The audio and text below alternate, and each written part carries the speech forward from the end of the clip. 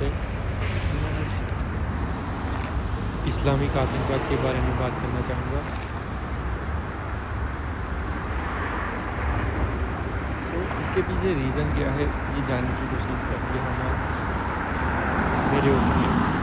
अगर आपका भी कुछ ओपिनियन है तो मुझे कमेंट में बताना इस बारे में।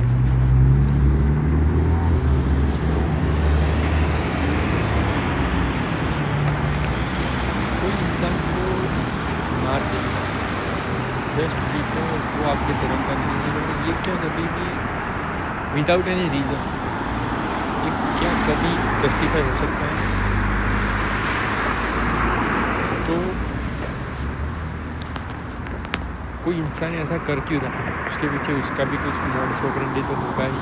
वो भी कुछ ऐसा सोचता होगा कि उसके पास कोई जस्टिफिकेशन तो होगा। कोई ऐसे ही किसी को मार तो नहीं दे जाके मार दे, लाइक मन हुआ उठ के मार दिया किसी को। ऐसा नहीं हो सकता, कभी भी नहीं हो सकता। तो मोस्टली जो दुनिया में टेररिस्ट अटैक होते हैं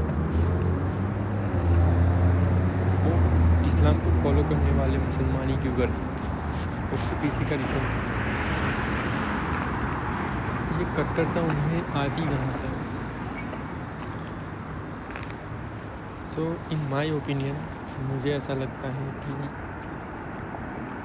उनके बेसिक्स में ही इशू है।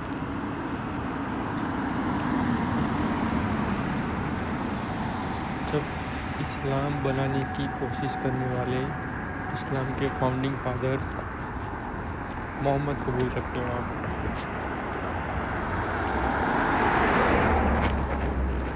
तो जो मोहम्मद है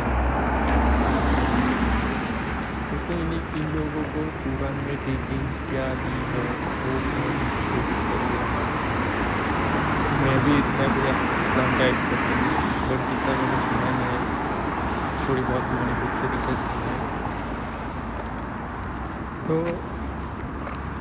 कुरान में ऐसी ऐसी चीज़ें लिखी हुई हैं कि जो नॉन बिलीवर्स हैं उनके भगवान में जो विश्वास नहीं करता है वो बहुत ही तुच्छ है, वो नीची कैटेगरी का इंसान। वो इंसान मुसलमान तो उन्हें इंसान ही नहीं मानते। क्यों ऐसा? कोई भी दूसरे रिलीजन में क्या ऐसा लिखा हुआ है कि अगर वो तुम्हारे भगवान में विश्वास नहीं रखते तो वो बहुत ही नीची कैटेगरी के इंसान हैं? नहीं, कुरान में ऐसा भी लिखा हुआ है कि इस्लाम को बढ़ाने के लिए आपको लोगों को कन्वर्ट कर सकते हो, वो पुण्य का काम है, ये गलत नहीं है। किसी भी इंसान को जो आप में नहीं बिलीव कर रहा है किसी भी तरीके से आपके रिलीजन में लाना, उसकी टीचिंग्स में होना उस रिलीजन के, ये गलत नहीं है।